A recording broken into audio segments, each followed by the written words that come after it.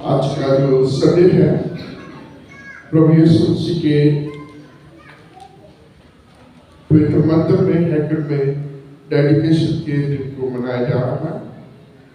और जैसे हमने देखा कि प्रभु यीशु मसीह को जब चर्च में या हैकल में डेडिकेट किया जाता है तो विधि के अनुसार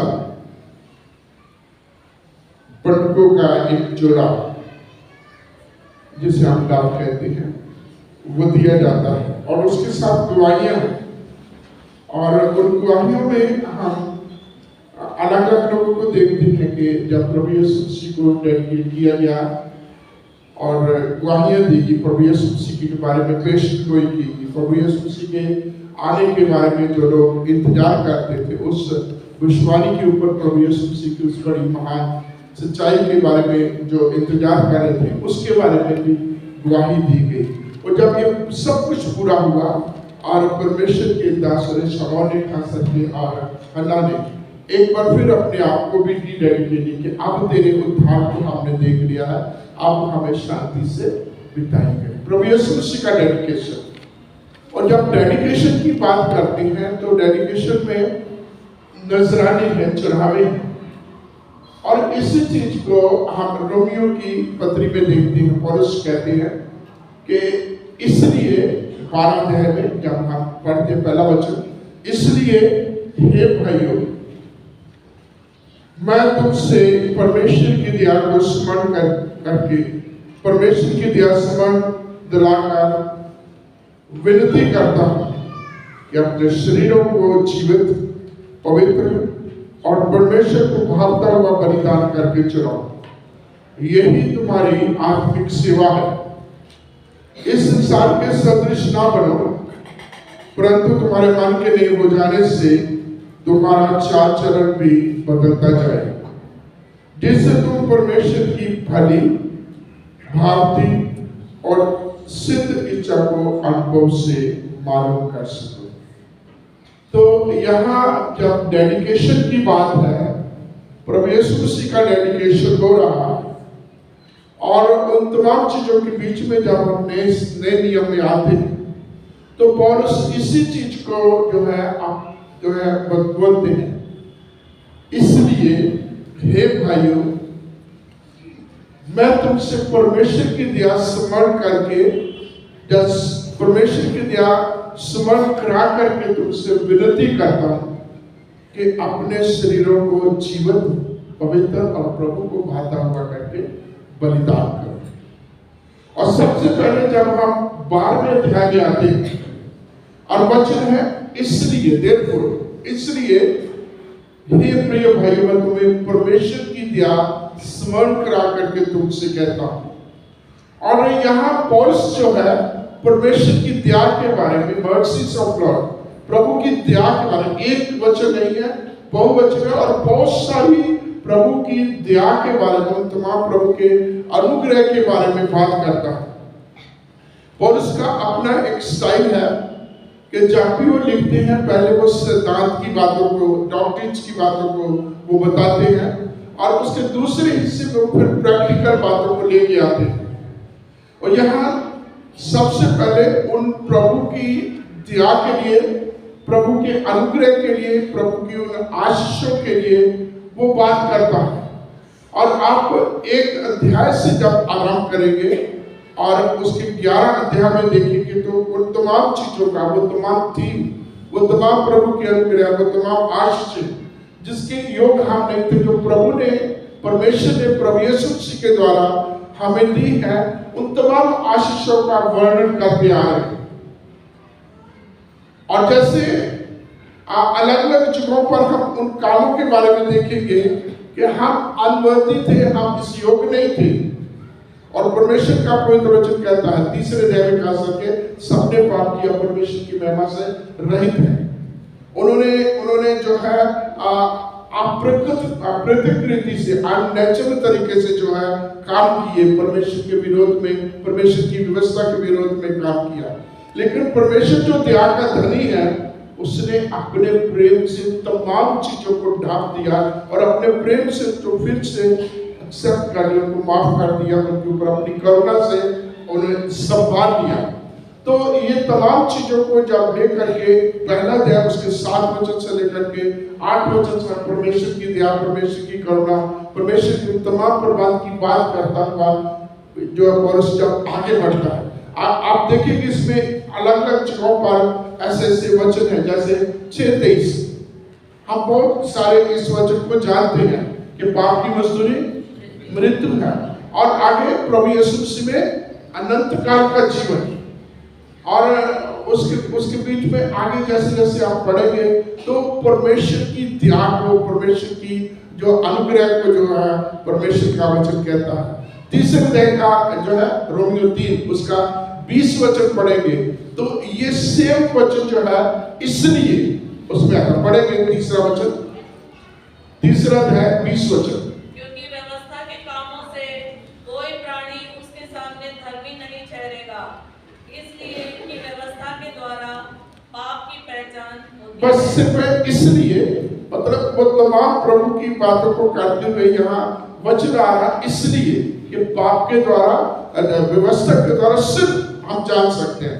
व्यवस्था किसी का उद्धार नहीं कर सकती, व्यवस्था किसी को मोक्ष नहीं दिला सकती, सिर्फ बताती है कि ये एक लॉ था, ये एक व्यवस्था थी, ये एक नियम था, वो बना हुआ है, टूट किया, उसके करने से क्या हो सकता है, उसके करने से हमारे जीवन में क्या असर हो सकता है। इसके बाद हम 5वां अध्याय उसका पहला वचन पढ़ेंगे, यही वचन फिर से हमारे सामने आता है।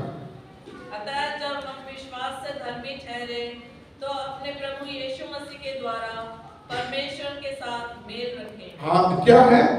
इसलिए हम विश्वास के द्वारा धर्मी ठहरे। और 8 का एक वचन आप लोगों को, ये भी बहुत सारे लोगों को जब हम एवेंजलिकल फील्ड में देखते हैं तो ये वचन भी बहुत ही जाना माना, जाना पहचाना हुआ वचन है।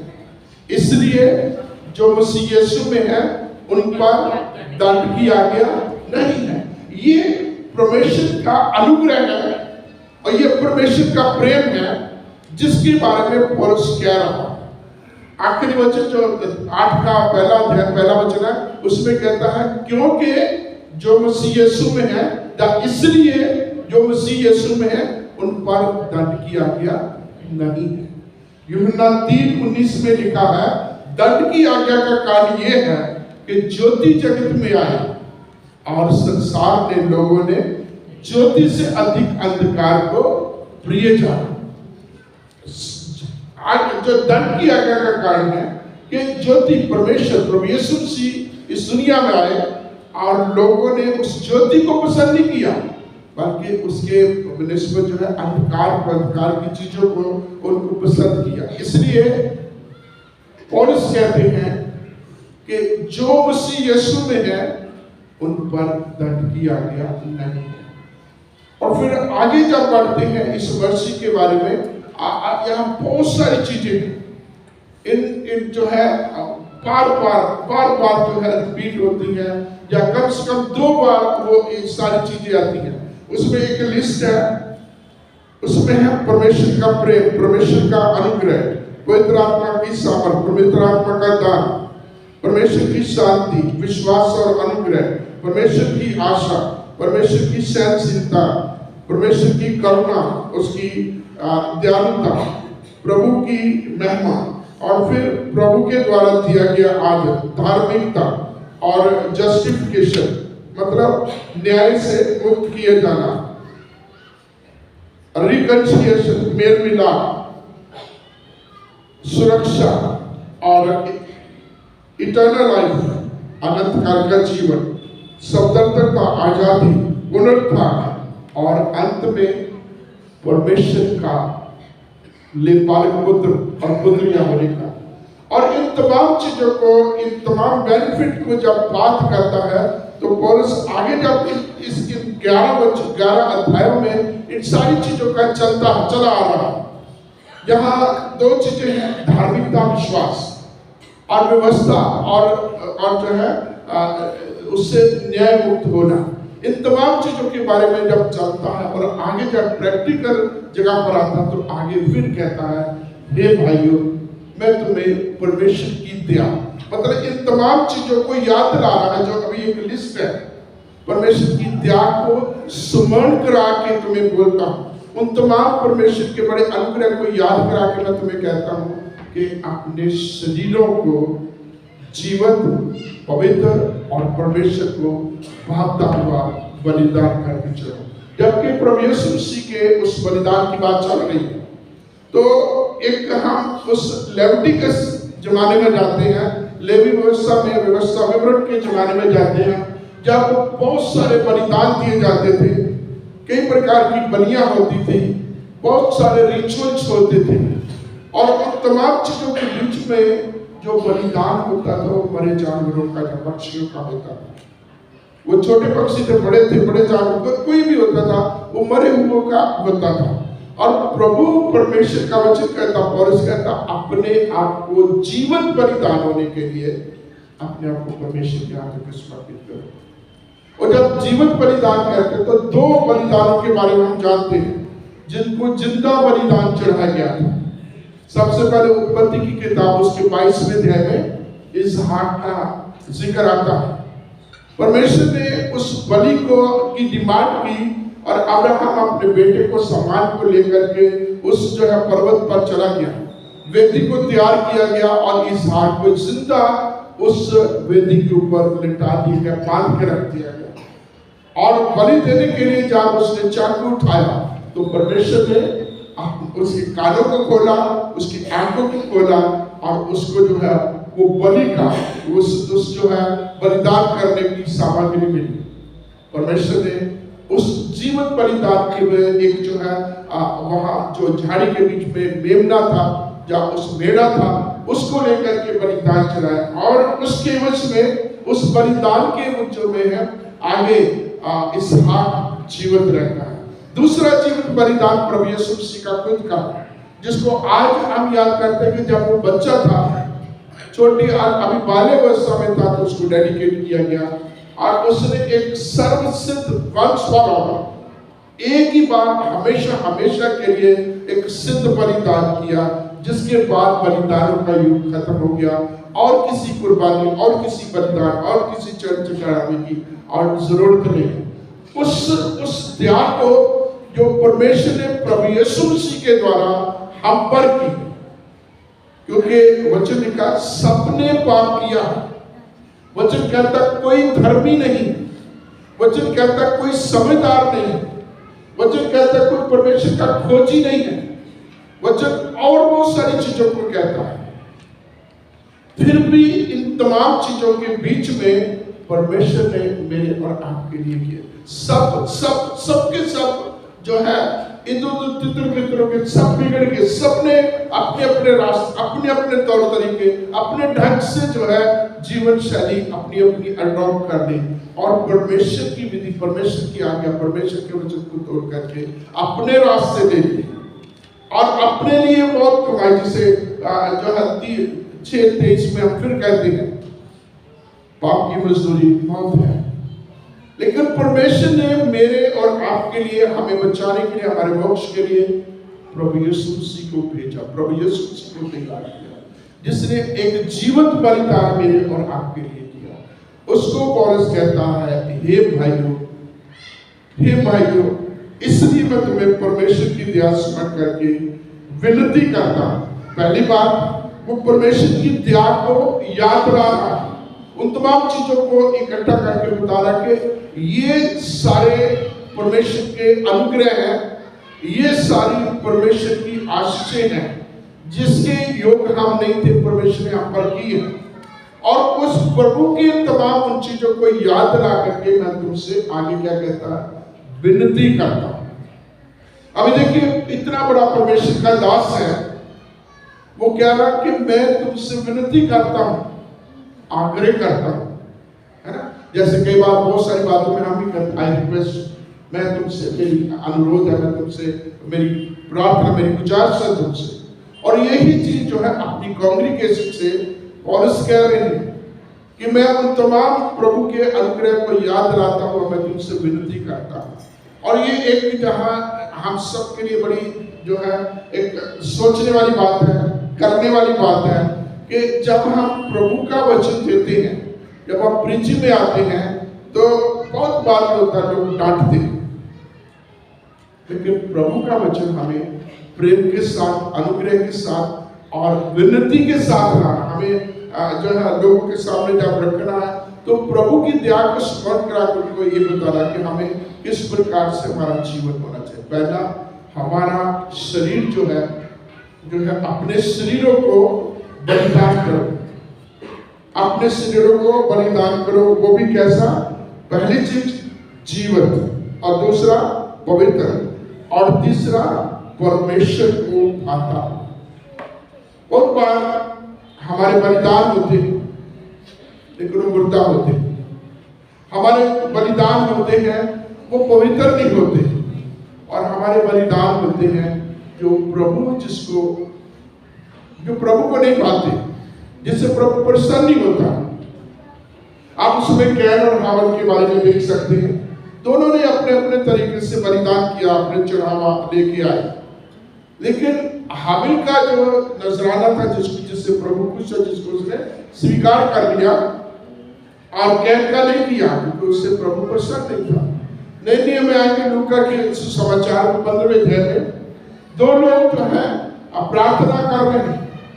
एक वो व्यक्ति जो बड़ा स्वेतपोष है, जो बड़ा धर्मी है, जो व्यवस्था की तमाम चीजों को पूरा करता है, और वो भी अपनी जो है प्रार्थना के बलिदान को लेके आया है। और एक ऐसा व्यक्ति जो जिंदगी लेने वाला है, जिसको दुनियावी तौर पर जो बाहरी रूप देख करके जिसको पापी कहते हैं, दोनों अपने बलिदान लेके आए हैं, दोनों अपनी प्रार्थना लेके आए हैं। और वचन में लिखा है कि जब उन्होंने अपनी अपनी प्रार्थना की, वो धर्मी नहीं बल्कि वो जिंदगी लेने वाला उद्धार प्राप्त करके अपने घरों में गया। और बहुत बार ऐसा होता, हम प्रार्थना करते हैं वो प्रभु की मर्जी के अनुसार नहीं होती। आप प्रार्थना करते हैं, प्रभु से खुश नहीं होता, आप बलिदान लाते हैं तो प्रभु से खुश नहीं होता। और पौलुस ये चाहता है कि हम जो है प्रभु को भाता हुआ जो बलिदान करें। और दूसरा वचन आएगा तो उसमें कहता है इस संसार के सदृश ना बनो। दूसरा वचन, इसलिए इस संसार के सदृश ना बनो, परंतु तुम्हारे मन के नए हो जाने से तुम्हारा चाल चलन भी बदलता जाए, जिससे तुम परमेश्वर की भली, भावती और सिद्ध इच्छा को जान सको। देखिए, जब हमारा बलिदान है तो उसमें भी 3 प्रकार की गुणवत्ता है, जीवित है, पवित्र है, और प्रभु को भाता है। और प्रभु की मर्जी को जानना है तो वो भी क्या है? प्रभु की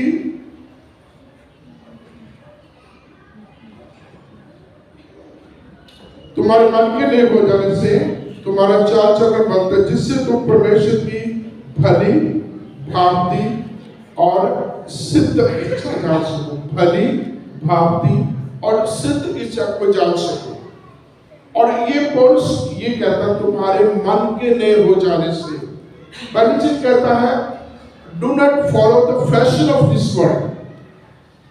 इस संसार के सदृश ना बनो, है ना। दुनिया में क्या हो रहा है, दुनिया के तौर तरीके, दुनिया की चीजें जो है हमें गाइड ना करें, उनका असर हम पर ना हो, बल्कि हम परमेश्वर के, we should be directed by God, परमेश्वर के द्वारा हमारा जीवन चलाया जा सके। बहुत बार हम दुनियावी तरीके से, दुनिया जैसे करते, जो दुनिया में हो रहा, दुनिया के सिस्टम जो है हमारे दिल दिमाग पर, हमारे जीवनों पर वो असर डालता है, और उसी के अनुसार हम भी चलते हैं। और पौलुस कहता है मैं तुमसे विनती करता हूं, पहले तो अपने आप को परमेश्वर की मर्जी को भागता हुआ जो बलिदान करो, और दूसरा वो कहता है इस संसार के जैसे ना बनो, इस संसार के तौर तरीकों के अनुसार मत चलो, इसको नहीं, इसके मुताबिक मत चलो, इस संसार के सदृश ना बनो, बल्कि तुम्हारे मन के नए हो जाने से तुम्हारा चाल चलन बदलता जाए। एक ट्रांसफॉर्मेशन, हमारे जीवन में परिवर्तन होना बहुत जरूरी है। और जब तक परिवर्तन नहीं होता तब तक हम कुछ भी करते रहे वो प्रभु को नहीं पाता। हम देखेंगे कि प्रभु कहता तुम्हारे मन के नए हो जाने से, पढ़ेंगे यहेजकेल उसका 36 उसके 24 वचन से पढ़ेंगे। यहाँ प्रभु की दया को, प्रभु के अनुग्रह को और प्रभु के उस दान के बारे में भी है और कैसे हमने उसमें बने रहना है।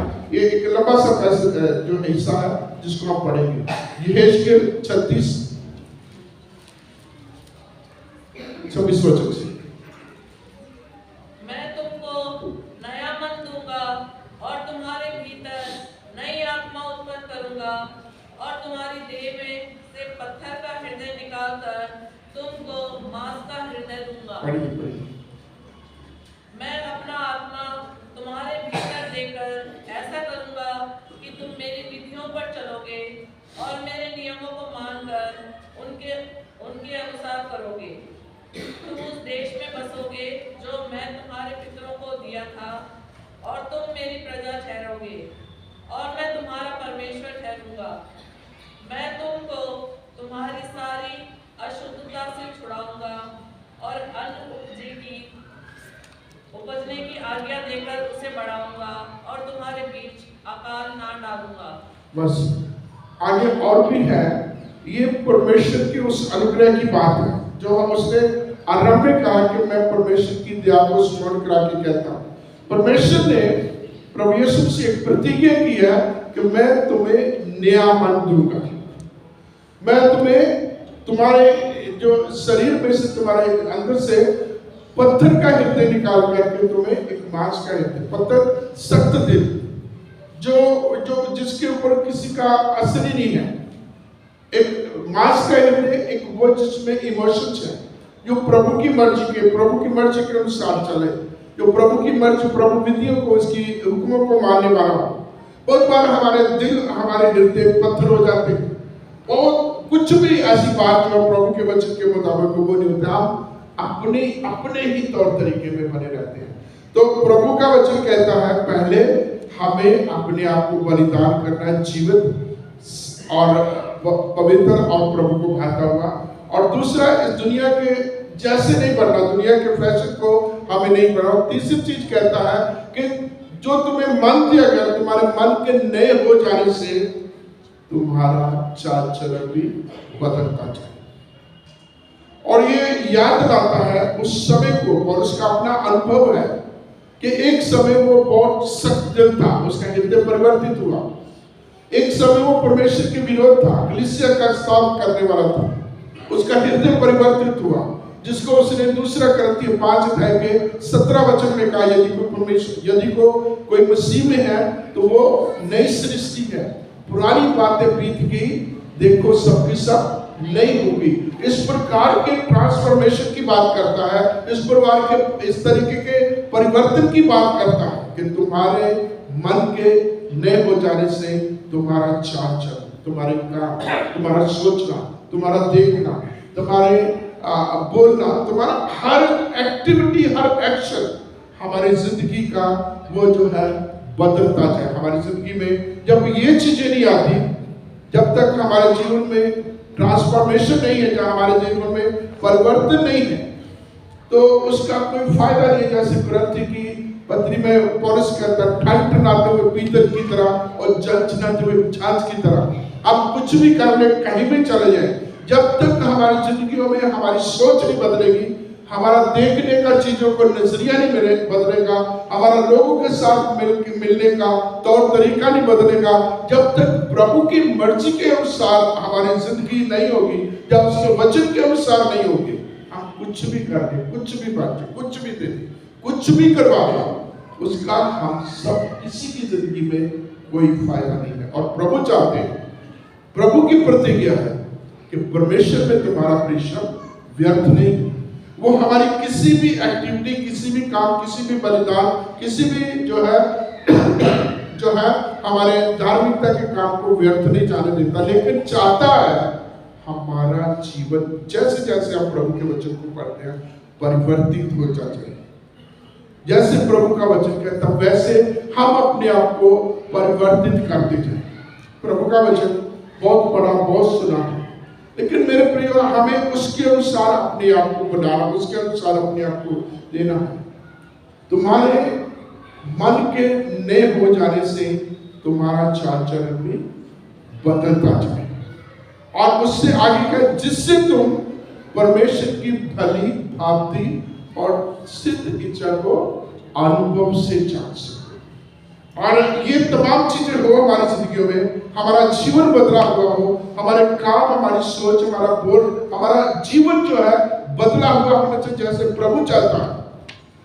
एक परमेश्वर के दास ने एक गीत लिखा, मेरे जीवन में ना मर्जी मेरी पूरी हो, तू जीवन का मालिक मर्जी तेरी पूरी हो। जैसे बना था आदम प्रभु वैसा मैं हो जाऊं। और इस प्रकार से उसने जो है उस गीत में जैसे आदम को आरंभ में शुद्ध पवित्र बना प्रभु वैसा मैं हो जाऊं। इस प्रकार से तू मेरे जीवन को करके मैं अपनी जिंदगी में अपनी नहीं बल्कि तेरी मर्जी को पूरा कर सकूं। और पौलुस भी यही कहता है कि तुम्हारे मन के नए हो जाने से तुम्हारा जीवन बदलता जाए, तुम्हारी चाल चलन, तुम्हारा जो तौर तरीका बदलता जाए और तुम परमेश्वर की सिद्ध भली और भावती मर्जी को जान सको।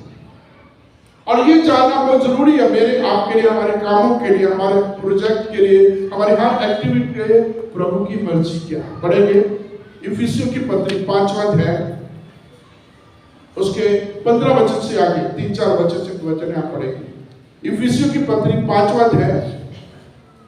इसलिए ध्यान से देखो कि कैसे चाल चलते हो, निर्बुद्धियों के समान नहीं पर बुद्धिमानों के समान चलो। अवसर को बहुमूल्य समझो क्योंकि दिन बुरे हैं। इस कारण निर्बुद्धि न हो पर ध्यान से समझो कि प्रभु की इच्छा क्या है। बस क्या पढ़ा हमने?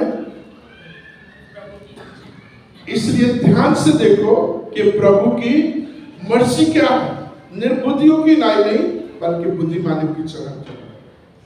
वो अवसर को, समय को बहुमूल्य जान करके ऐसा जीवन व्यतीत करें, निर्बुद्धियों की नहीं बल्कि बुद्धिमानों की तरह चले। हमारी जिंदगियों में हमें समझदारी के साथ अपना जीवन व्यतीत करना है। और ध्यान से, क्या कहता है, ध्यान से देखो, ध्यान से समझो, ध्यान से पढ़ो, ध्यान से सुनो कि प्रभु की मर्जी क्या है। बहुत बार हम अपनी मर्जी में आकर के हम अपने जो है अपनी सोच, अपने जोश पे आकर के बहुत सारे फैसले लेते हैं और वो फैसले प्राय परमेश्वर की मर्जी के खिलाफ होते हैं। उदाहरण के तौर पे हम शादी करते हैं, हम बिजनेस करते हैं, हमारी कई सारी ऐसी चीजें होती हैं, हम बहुत कम समय होता है कि हम प्रार्थना करें प्रभु तेरी मर्जी है, जीवन साथी इस प्रकार का पाने के लिए प्रभु तेरी मर्जी है। बहुत बार हम समझौता कर लेते हैं। इसलिए जो है कुरिन्थियों की दूसरी पत्री 6:16 वचन से आगे लिखा, असमान जुबे मन अनइक्वल योग की बात करती है। और वहां एक जो है कंपैरिजन है कि किसका किसके साथ क्या मेल जोड़, मूर्तियों के साथ परमेश्वर के घर का, इब्लीस का परमेश्वर के साथ, शैतान का यीशु के साथ, आत्मा का शरीर के साथ क्या मेल जोड़। क्योंकि वचन कह रहा तुम परमेश्वर, जीवंत परमेश्वर के मंदिर हो। और क्या तुम नहीं जानते कि परमेश्वर का आत्मा तुम में बसा है। प्रभु का वचन कहता है ध्यान से देखो प्रभु की मर्जी क्या है, प्रभु हमसे चाहता क्या,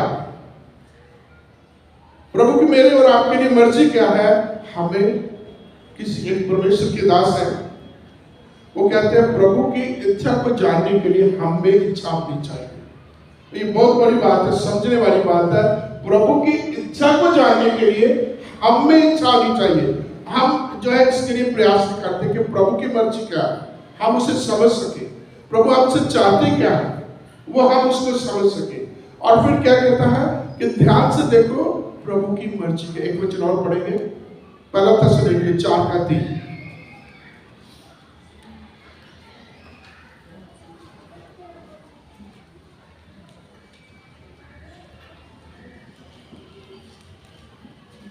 क्योंकि परमेश्वर की इच्छा यह है कि तुम पवित्र बनो, अर्थात व्यभिचार से बचे रहो। परमेश्वर की इच्छा क्या है, तुम पवित्र बनो। जैसे ना ध्यान से देखो प्रभु की मर्जी क्या है, प्रभु की इच्छा क्या है, प्रभु चाहता क्या है।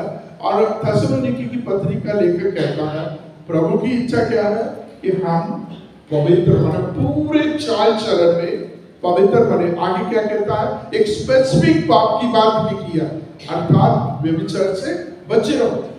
और प्रभु यीशु मसीह ने व्यभिचार के ऊपर भी कहा है कि ये नहीं कि जब तुम जो है ऐसे कर लेते हो, बल्कि एक लस्टफुली व्यभिचार की भावना से किसी को देख भी लेते हो तो वो पाप करने के बराबर है। क्या है कि एक बार मैंने आप लोगों को ध्यान बताई, मेरे पास्टर ने मुझे बताया, पास्टर ने ऐसे बताया कि वो कहते संडे के दिन वो पासवान वो सेवक अपने पुलपुट से बोल रहा आज मैंने व्यभिचार किया, और सारे कलीसिया के बीच में सब एकदम से अलर्ट हो गए, ये हमारा पास्टर क्या कह रहा, आज मैंने व्यभिचार किया है। और सारे एकदम से देख रहे क्या कह रहे हैं कि वो पुराने जमाने की बात है, 70s की बात है, जब हमारे दिल्ली में जो है रोड के गलियों के साइड में टैप लगे होते थे, टूटी खोल के हम पानी पीते थे। तो कहते मैं आ रहा था और गर्मी में मुझे प्यास लगी, मैंने उस जगह पर जहाँ जो है लेडीज पानी भर रही थी, मैंने अपनी साइकिल रोकी, एक बहन से मैंने पानी मांगा और उन्होंने पानी में जैसे पानी पी रहा था मेरा उनके चेहरे की तरफ ध्यान गया और मेरे दिल में एक बुरा ख्याल आया। मतलब मैं उस पासवान के बारे में सोच के इतना चकित, वो बहुत पुरानी बात है, मैं इतना चकित रहा कि कितने विचार शुद्ध हो गए कि एक विचार आ गया और वो कलीसिया के बीच में उसको कह रहा आज मेरे से व्यभिचार हो गया, मेरे दिमाग में गंदा विचार गया। हम कितना कुछ कर लेते हैं आज जो है, हम सेवकों की जिंदगियों में, हम विश्वासियों की जिंदगी में, कलीसिया में कितनी गंदगी वाली काम हो जाते हैं, कितने बुरे बुरे काम हो जाते हैं, हम इतना इतना हद से भी पार हो जाते हैं और हम फिर भी अपने आप को बड़ा स्पेस मानते हैं, हम फिर भी अपने आप को शायद सबसे अच्छा मानते हैं। और वो एक दास कहता है मैंने किसी को गलत तरीके से उस क्षण में देख लिया और मैंने पाप किया, मेरे साथ में विचार हो गया। और प्रभु का वचन यही कहता हम जो है शुद्ध रहें, हम पवित्र रहें, प्रभु का मर्जी मेरे और आपके लिए। पहले कहता है ध्यान से देखो प्रभु की मर्जी क्या है, और जो थेसलोनिकियों का लेखक कहता है परमेश्वर की मर्जी ये है कि तुम जो है पवित्र बनो। और पवित्रता रखने के लिए इसका जो उल्टा देखेंगे तो पवित्र जो अपवित्रता को जो हमारी जिंदगी में लाता है वो है पाप। वो पाप कैसे आता है, जब हम देखते हैं, जब हम सुनते हैं, जब हम बोलते हैं, जब हम सोचते हैं, फाइनली जब हम करते हैं। जैसे हमारे 5 सेंस ऑर्गन्स हैं, ऐसे जो है हमारी आंखों के द्वारा, हमारे बोलने के द्वारा, हमारे सुनने के द्वारा, हमारे सोचने के द्वारा, फाइनली करने के द्वारा पाप हो जाता है। और परमेश्वर का वचन कहता है हमें अपने इन 5 अंगों को मार डालना, काटना। कुरिन्थियों की पत्री उसके जो है 3 अध्याय के 5 वचन से आगे जाते हैं 8 वचन में उन तमाम अंगों को मार डालो, उन तमाम चीजों को छोड़ दो, त्याग दो जिससे पाप होता है, जिससे बुराई आती, जिससे अशुद्धता आती है। तो प्रभु की मर्जी मेरे और आपके लिए है कि हम अपने आप को पवित्र रखें, बोलते समय, सोचते समय, देखते समय, सुनते समय, बातें करते समय, तो तमाम चीजों में बने रहने के समय हम अपने आप को पवित्र रखें, क्योंकि प्रभु की मेरे और आपके लिए मर्जी ये है। तो पहला थेसलोनिकी उसके 5वें अध्याय में उसके 17 वचन से आगे कुछ चीजें हैं। निरंतर प्रार्थना में लगे रहो, हर बात में परमेश्वर का धन्यवाद दो, भविष्यवाणी को जो है तुच्छ न जानो और आत्मा को ना बुझाओ, क्योंकि प्रभु यीशु मसीह में परमेश्वर की तुम्हारे लिए यही इच्छा है। क्या इच्छा है कि हम निरंतर प्रार्थना करते रहें, हम हर बात के लिए धन्यवाद देते रहें, हम विश्वासियों को तुच्छ न समझें और हम जो है आत्मा को ना बुझाएं, क्योंकि परमेश्वर की मेरे आपके लिए, कलीसिया के लिए यही मर्जी है। इसलिए हम अपना प्रभु के हाथों के समर्पित करते हुए प्रभु को दे, प्रभु से कहें, चाहे अनचाहे में, समय के भाव में कई प्रकार से परमेश्वर के वचन के खिलाफ चले जाते हैं, परमेश्वर की मर्जी टूट जाती है, भावनाओं में बहक जाते हैं, हम जो है कई प्रकार अपने आपे में आ जाते हैं, अपने अहम में आ जाते हैं, अपने सच दिल में रह करके परमेश्वर की मर्जी के, परमेश्वर के वचन के खिलाफ चले जाते हैं। इसलिए पौलुस की बात को हमेशा हम याद रखें कि अपने शरीरों को पवित्र, जीवित और प्रभु को भाता हुआ करके बलिदान करें, और इस संसार के सदृश ना बने, बल्कि हमारे मन के नए हो जाने से हमारा जीवन बदलता जाए, जिससे हम परमेश्वर की भली, भांति और सिद्ध इच्छा को जान सके। आइए, महान सर्वशक्तिमान हमारे दयावान परमेश्वर, बड़ी नम्रता, बड़ी दीनता के साथ अपने आप को जांचते परखते हुए, अपनी कमियों, घटियों, कमजोरियों, दुर्बलताओं को आपके कदमों में लाते हुए आपसे विनती करते हैं, जाने अनजाने में आपकी मर्जी के खिलाफ, जाने अनजाने में हर बुराई, हर पाप, हर घिनौनी बातें जो हमसे हो जाती हैं, उन सब से आप हमें क्षमा करें, तेरे योग पात्र बनाएं, ताकि हम आपकी सिद्ध, भली और भांति मर्जी को जान सकें, और इस दुनिया के अनुसार नहीं बल्कि तेरे वचन के अनुसार हम अपना जीवन व्यतीत करें, आपके आत्मा के चलाए चलते हुए अपनी जिंदगी से आपके नाम को ऊंचे पे उठा सकें। हमारी इस प्रार्थना को सुने प्रभु यीशु मसीह के नाम से, आमीन।